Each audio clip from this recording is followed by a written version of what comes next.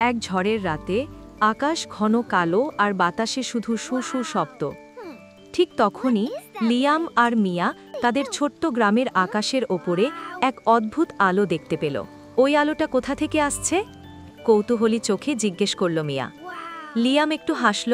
চলো খুঁজে বের করি। বাতাসের ঝাপটায় কাঁপতে কাঁপতে তারা রওনা দিল।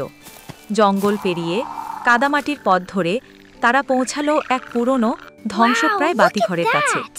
পুরনো ল্যাম্পপোস্টে হাত রাখতেই হঠাৎ চারপাশে দৃশ্য বদলে গেল। তারা প্রবেশ করল এক কল্পনার জগতে, এক জগৎ যা ডাকছে হারিয়ে যাওয়া আলোর সন্ধানে।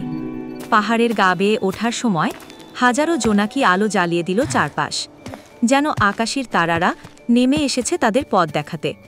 বাতিঘরের দরজায় ছিল এক রহস্যময় তালা।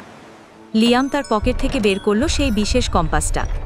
কম্পাসের আলো ছুতেই তালা খুলে গেল।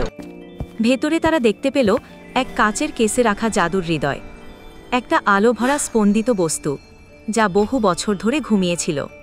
মিয়া সেটা তুলে রাখল বাতিঘরের কেন্দ্রস্থলে। ঠিক তখনই পুরো বাতিঘর কেঁপে উঠল। আলো ছড়িয়ে পড়ল চারদিকে।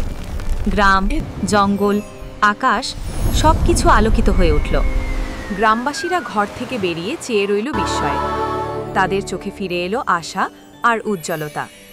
আর লিয়াম ও মিয়া দাঁড়িয়ে রইল বাতিঘরের ছাদে, হাত ধরে চুপচাপ। তারা দেখল সেই আলোয় ভরে ওঠা পৃথিবীকে।